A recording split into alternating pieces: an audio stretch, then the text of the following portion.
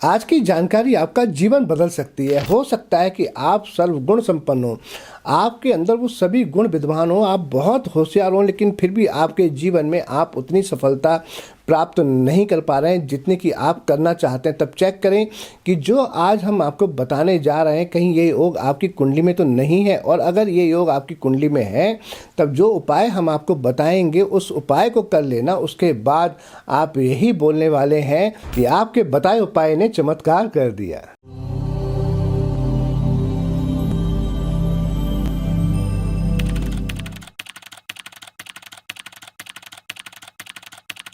ओम नमः शिवाय। मैं हूं आस्ट्रो भाग्यराज गुप्त। स्वागत है आप सभी का आप ही के चैनल ट्रुथ ऑफ एस्ट्रोलॉजी में।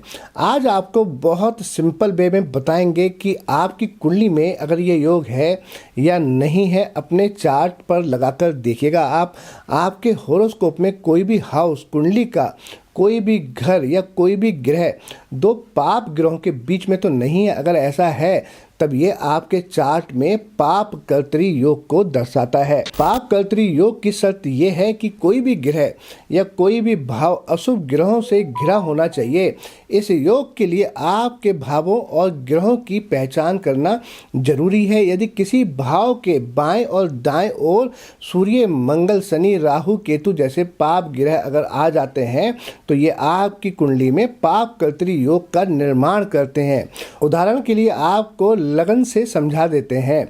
लगन पाप कर्तरी योग कुंडली में तब बनता है जब लगन यानी कि आपकी कुंडली का प्रथम भाव के एक घर आगे यानी कि द्वितीय भाव में और एक घर पीछे यानी कि द्वादश भाव में अशुभ ग्रह हों, जैसे शनि, मंगल, राहु, केतु या सूर्य स्थित हों, तब आपकी लगन पाप कर्तरी योग में मानी जाएगी। हम आपको बताते हैं जो शनि, राहु, केतु हैं ये पापी ग्रह होते हैं, और जो मंगल, सूर्य हैं ये नैसर्गिक पाप ग्रह होते हैं। अब नैसर्गिक पाप ग्रह क्या होते हैं? जो पापी ग्रह होते हैं इनका जो स्वभाव होता है वो पापी होता है।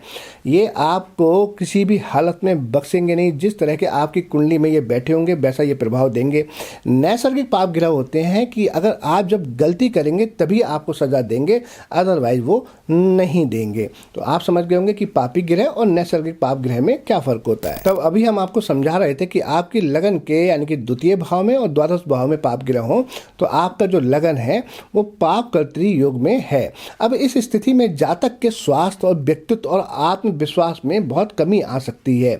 ये संघर्षपूर्ण जीवन का संकेत देता है। जीवन के हर क्षेत्र में विशेषकर कैरियर और भाग्य में सफलता मिलने में भारी रुकावटों का सामना करवा दे और देरी का सामना करना पड़ता है। यदि लगन में कोई पापी ग्रह भी बैठा हो तो ये योग और अधिक प्रभावशाली हो जाता है। लगन पाप कर्तरी योग के प्रभाव और संकेत जो है वो आपको बताते हैं। ऐसे जातक के लक्षण बताते हैं कि जातक थोड़ा क्रूर हो सकता है या षड्यंत्रकारी हो सकता है, या उसे जीवन भर असफलता व दुर्भाग्य का सामना करना पड़ता है। यदि लग्न स्वामी निर्बल होकर पापी ग्रहों से घिरा हो तो ये और अधिक चिंताजनक स्थिति पैदा कर देता है। लेकिन यदि ये बलवान हो तो संघर्ष से निकलकर सफलता भी प्राप्त करवा देता है और उचित उपाय से इनके प्रभाव कम किए जा सकते हैं। एक और उदाहरण देकर आपको समझा देते हैं। मान लीजिए कि आपका चौथा घर यानी कि आपकी कुंडली का 4th हाउस पाप कर्तरी योग के अंतर्गत है। तब चौथा घर यानी कि आपका परिवार, माता, पालन पोषण, रिश्तेदार, बुनियादी शिक्षा, वाहन और परिवहन यानी कि मन की शांति भी और शोषण, आत्मविश्वास, धार्मिक आचरण, विलासिता, मातृभूमि, भूमि और सुरक्षा को दर्शाता है। तब इन सब से रिलेटेड फलों में कमी आ जाएगी। ये योग दोष मुक्त भी हो सकता है। दोष मुक्त स्थिति कब बनती है? यदि इन भावों में पापी ग्रहों के साथ या बीच में कोई शुभ ग्रह बैठा हो तो ये योग दोषपूर्ण नहीं माना जाता। मान लीजिए कि आपके लगन के द्वितीय भाव में शनि के साथ बृहस्पति बैठे हों, या आपके कोई दूसरे शुभ ग्रह बैठ जाए, शुक्र बैठ जाए, बुध बैठ जाए, या आपकी लगन में ही कोई शुभ ग्रह बैठा हो, तब ये पाप दोष यानी कि पाप कर्तरी दोष से पूर्ण नहीं माना जाएगा। इसमें कमी आ जाएगी, बहुत ही अच्छा हो जाएगा ऐसा अगर है तो। अब इसी तरह से जो भी भाव पाप कर्तरी योग में है उस भाव से संबंधित और उस भाव के भावेश से संबंधित आपके जीवन में अशुभ फल मिलते हुए दिखाई देंगे। या जो भी ग्रह पाप कर्तरी योग से पीड़ित है उस ग्रह से संबंधित और वह ग्रह जिन जिन भावों का स्वामी है उन भावों के फलों में खराबी मिलती आपको दिखाई देगी।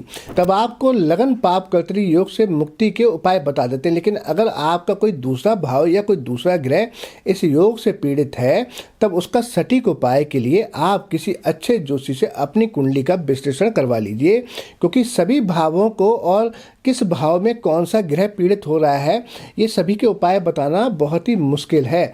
लगन पाप कर्तरी योग से मुक्ति के उपाय हैं, हनुमान चालीसा का पाठ करें, हनुमान जी की आराधना सबसे उत्तम उपाय है, गायत्री मंत्र का जाप करें, ये मन को शांत करने और योग के नकारात्मक प्रभाव को कम करने में बहुत सहायक होता है।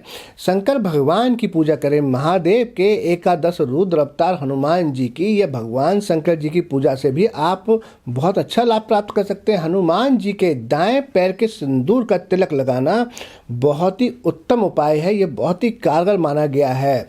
ध्यान दें, ये योग केवल बुरा नहीं है, ये जातक को अत्यधिक परिश्रमी और संघर्ष करने की क्षमता देता है, जो जीवन में बड़ी सफलता का कारण बन सकता है, जो ये दर्शाता है कि चुनौतियों पर काबू पाना या कठिन परिस्थितियों से निपटने के माध्यम से विकास और ज्ञान प्राप्त हो सकता है।